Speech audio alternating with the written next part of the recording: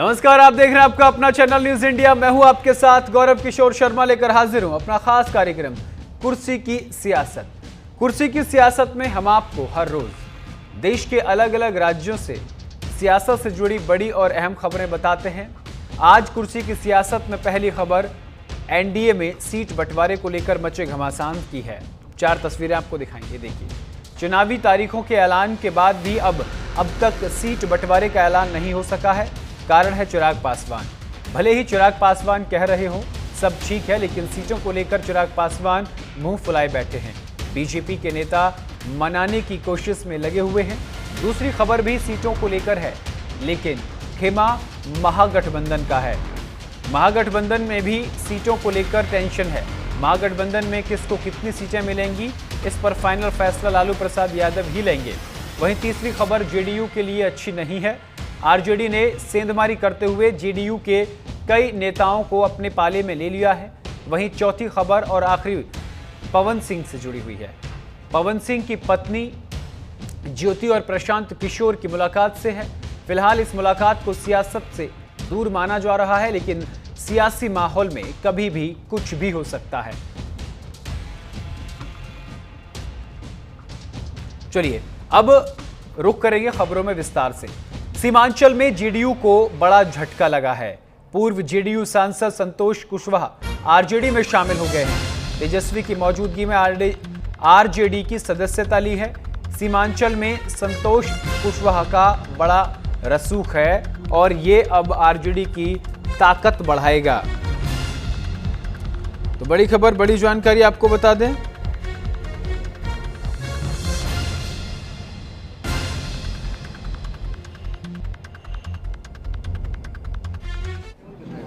आप सब लोग को हमने पहले भी कहा था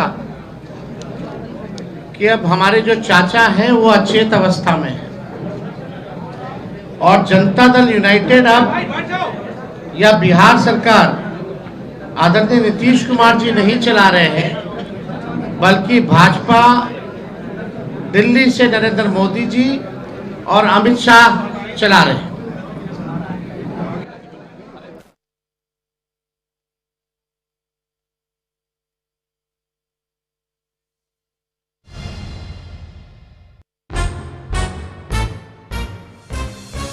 देखिए, लाइव तस्वीरें हम आपको दिखा रहे हैं। पूर्व जेडीयू सांसद संतोष कुशवाहा जो है वो आरजेडी में शामिल होते हुए नजर आए हैं। तेजस्वी की मौजूदगी में आरजेडी की सदस्यता जो है उन्होंने ली है। आरजेडी जो है वो मजबूत होती हुई नजर आ रही है।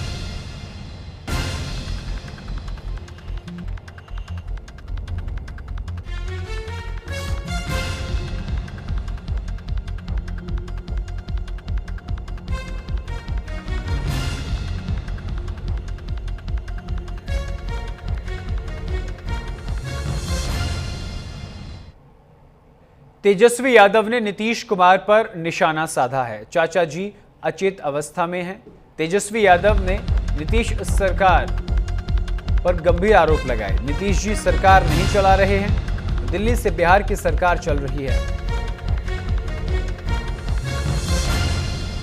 भ्रष्ट लोग जेडीयू चला रहे हैं, ये बात तेजस्वी यादव की तरफ से कही गई है। क्या कुछ कहा है तेजस्वी यादव ने, आपको सुनवाएंगे। आप सब लोग को हमने पहले भी कहा था कि अब हमारे जो चाचा हैं वो अचेत अवस्था में है और जनता दल यूनाइटेड अब या बिहार सरकार आदरणीय नीतीश कुमार जी नहीं चला रहे हैं, बल्कि भाजपा दिल्ली से नरेंद्र मोदी जी और अमित शाह चला रहे हैं। और जो जनता दल यूनाइटेड केवल जो चंद 2-3 लोग हैं, जो भ्रष्ट लोग हैं, वही जनता दल यूनाइटेड चलाने का काम करते हैं। जिन लोगों ने जनता दल यूनाइटेड को सींचने का काम किया, बढ़ाने का काम किया, आज जनता दल यूनाइटेड में कोई इज्जत और कोई सम्मान नहीं है। कोई भी निर्णय अगर जनता दल यूनाइटेड में लेना होता है तो केवल हमारे मंडल जी ठीक ही कहते हैं कि सारे 3 लोग जो हैं वही निर्णय लेते हैं।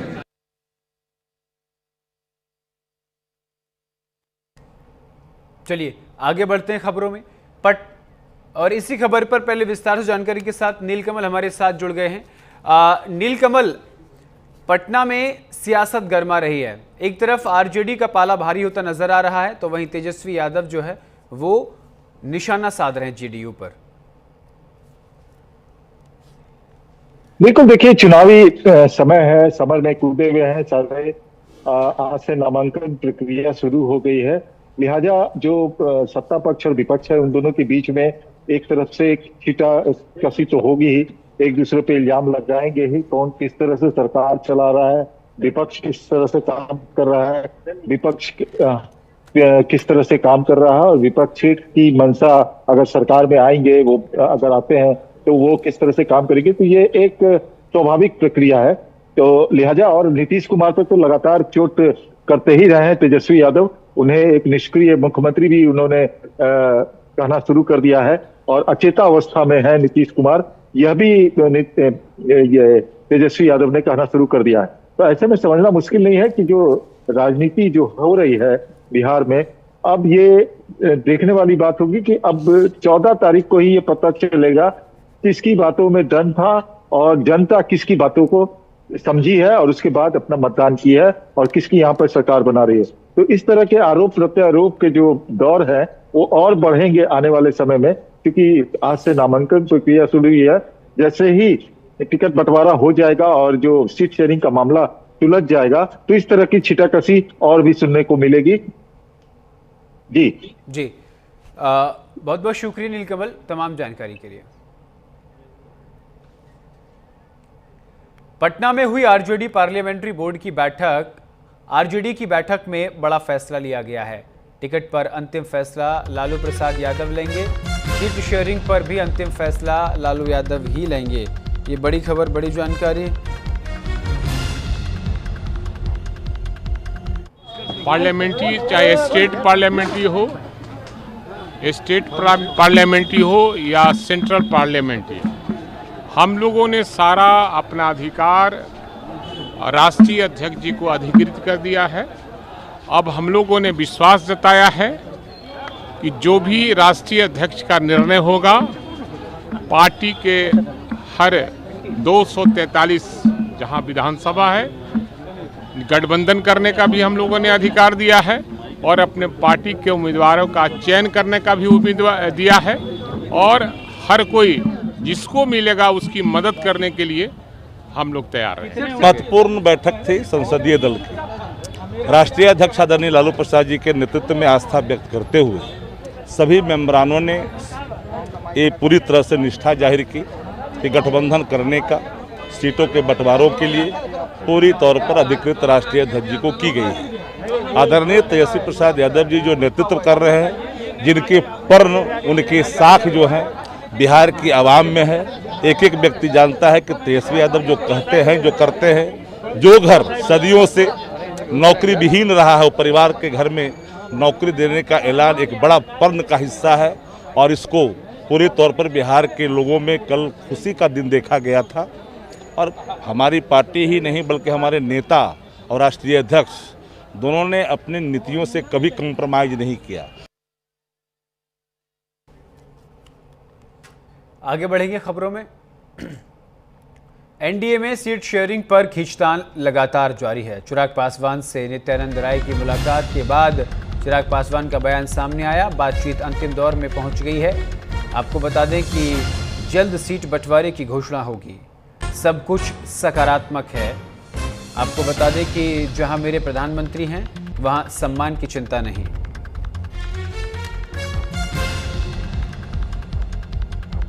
जानता हूं कि आप सब सिर्फ घोषणा का इंतजार कर रहे हैं, वो भी जल्द हो जाएगी, पर इतना मैं जरूर कहूंगा कि बातचीत बहुत अच्छे से, बहुत बढ़िया से, कल जैसा आदरणीय नित्यानंद जी ने कहा, सकारात्मक, बहुत ही सकारात्मक रूप से बातचीत हुई है, हो रही है, और अभी अंतिम दौर में अब ये बातचीत पहुंच चुकी है। मुझे लगता है जिस घोषणा का इंतजार आप सब कर रहे हैं कि कौन कहाँ कितनी, हम लोग हर एक माइन्यूट जितने भी डिटेलिंग्स हैं हर चीज़ को हम लोग पहले ही डिस्कस कर लेना चाहते हैं। मुझे लगता है बहुत जल्द आप सबके सामने प्रभु जहाँ पे मेरे प्रधानमंत्री हैं वहाँ पे कम से कम मुझे अपने सम्मान की चिंता करने की जरूरत नहीं।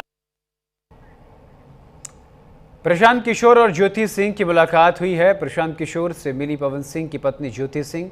प्रशांत और ज्योति ने संयुक्त प्रेस कॉन्फ्रेंस की है। ये बड़ी खबर, बड़ी जानकारी। आपको बता दें कि पति पत्नी और पॉलिटिक्स, ये तीन चीज जो है वो साफ तौर पर यहां नजर आ रही है।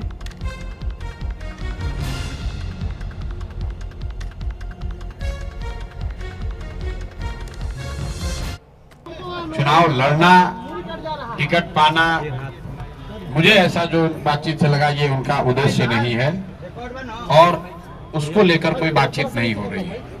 ये बातचीत इन्होंने बस इतनी रखी है कि इनके साथ, इनके शब्दों में, क्योंकि मैं तो जानता नहीं हूँ, हम लोग कोई कोर्ट न्यायालय तो है नहीं, लेकिन इनको जो लग रहा है कि इनके साथ बहुत बड़ा अन्याय हो रहा है, उसमें ये चाहती हैं कि इनके साथ जो हुआ कम से कम बिहार की दूसरी महिलाओं के साथ न हो, आपकी बेटी बहन के साथ न हो। ये चाहती हैं कि जनसुराज से इनको मदद मिले, जनसुराज इनके साथ खड़ा हो।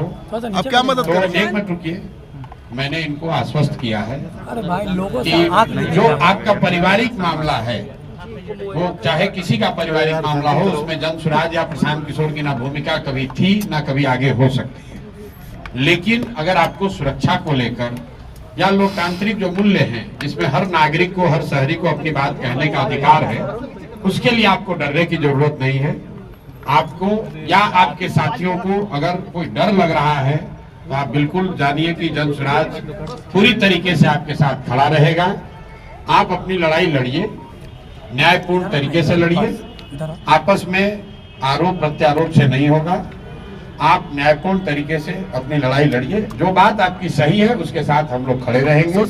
आपको कोई डराए नहीं, कोई बुलडोज न करे, उसके लिए हम लोग इनके साथ खड़े हैं। सोशल साइट पे लोग अपील कर रहे हैं कि पवन सिंह के खिलाफ चुनाव लड़ेंगे ज्योति सिंह। फिर वही बात, ये बात अपनी कहने आई थी।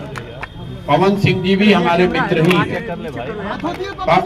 पवन सिंह जी भी हमारे मित्र हैं। बिल्कुल पहले भी बात हुई है, आज नहीं हुई है। पवन सिंह जी भी हमारे मित्र हैं, बात करेंगे उनसे। भाई हम क्यों, हमारा देखिए उनका जो पारिवारिक मामला है उस पर हम कुछ नहीं बोल सकते। दोनों को एक करवा नहीं, हम पंचायत करते हैं। उनकी पत्नी अगर यहाँ आई है तो मेरी ये सोशल रिस्पॉन्सिबिलिटी है, सामाजिक रिस्पॉन्सिबिलिटी है कि पवन सिंह जी की पत्नी अगर यहाँ आई है तो मैं उनसे मिलूं, उनकी बात मैंने सुनी। इन्होंने ऐसी कोई बात कही नहीं, इन्होंने कुछ मेरे से मांगा नहीं। इन्होंने सिर्फ इतना कहा कि अगर आपके बहन के तौर पर मेरे साथ अन्याय हो रहा है तो आप हमारे साथ खड़े हैं। तो मैंने इनको ये कहा है कि अगर आपके साथ कोई जाति हुई है या हो रही है, मेरे साथ जो अन्याय हुआ वो किसी और महिला चेहरे पे करो, जब उठाएंगे कोई और महिला जो मैंने झेला है, कोई और महिला झेले। लाइटिंग करो नीचे। महिलाओं की आवाज बनना चाहती हूँ जिसके साथ ये अन्याय हो रहा है, आज की डेट में ये अन्याय किया जा रहा है। बस इसीलिए मैं प्रशांत भैया से मिलने आई हूँ। प्रशांत जी ने क्या कहा? क्या चुनाव लड़ेंगे? मैं यहाँ पे चुनाव की कोई बात ही नहीं है, यहाँ पे चुनाव को लेकर कोई बात नहीं हुई है और न ही टिकट की कोई बात हुई है। मैं बस उन तमाम महिलाओं के लिए यहाँ पे आई हूँ जिसके साथ मेरे साथ अन्याय हो रहा है, तो वो उसी चीजों से जो जूझ रही है महिलाएं, मैं बस उसके लिए आई हूँ। अब बात करेंगे बिहार चुनाव में सीट शेयरिंग पर बढ़ते तनाव की। बिहार में चुनाव का ऐलान हुए 5 दिन हो गए, लेकिन ना तो एनडीए और ना ही महागठबंधन में सीट शेयरिंग का फॉर्मूला निकल पाया। हालांकि सीट शेयरिंग को लेकर दोनों ही गठबंधन में बैठकों का दौर जारी है। आज पटना में सम्राट चौधरी के आवास पर बीजेपी और जेडीयू की बैठक हुई, जहां बिहार बीजेपी प्रभारी धर्मेंद्र प्रधान और विनोद तावड़े के साथ जेडीयू के कार्यकारी अध्यक्ष संजय झा ने सीट शेयरिंग को लेकर मंथन किया। इधर दिल्ली में 2 दिन के अंदर चौथी बार केंद्रीय मंत्री नित्यानंद राय ने चिराग पासवान से मुलाकात कर उन्हें सीट शेयरिंग पर मनाने का प्रयास किया। इसके बाद चिराग ने कहा कि सीट शेयरिंग पर बातचीत अंतिम दौर में है, लेकिन सीट शेयरिंग का फॉर्मूला क्या होगा ये अभी तक तय नहीं हो पाया है। इधर महागठबंधन में भी सीट शेयरिंग पर अभी तक सहमति नहीं बन पाई है। कारण है सहयोगियों की डिमांड। महागठबंधन में वीआईपी अध्यक्ष मुकेश साहनी डिप्टी सीएम के पद के साथ 40 सीटों की डिमांड पर अड़ गए हैं। वहीं कांग्रेस भी 70 सीटों की मांग कर रही है। ऐसे में सवाल है कि महागठबंधन में सीट शेयरिंग का फॉर्मूला आखिर क्या होगा, कैसे सीट बंटवारे पर सहमति बनेगी, ये रिपोर्ट देखिए।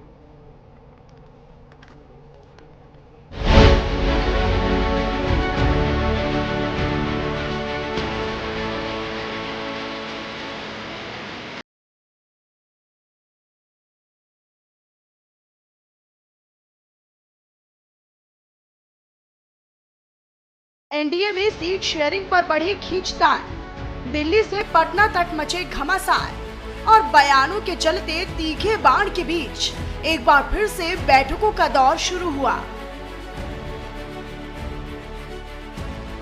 पटना में सम्राट चौधरी के घर पर बीजेपी और जेडीयू के नेता मीटिंग के लिए जुटे। बिहार बीजेपी प्रभारी धर्मेंद्र प्रधान, विनोद तावड़े, केंद्रीय मंत्री ललन सिंह, जेडीयू के कार्यकारी अध्यक्ष संजय झा ने मिलकर सीट बंटवारे पर मंथन किया। कौन कहां से चुनाव लड़ेगा, सीट शेयरिंग का फॉर्मूला क्या होगा, इस पर लंबी चर्चा की गई। दूसरी ओर दिल्ली में 2 दिन के अंदर चौथी बार केंद्रीय मंत्री नित्यानंद राय सम्राट चौधरी से मिले, नाराज चिराग को मनाया और इसके बाद दोनों ने बड़ा ऐलान किया।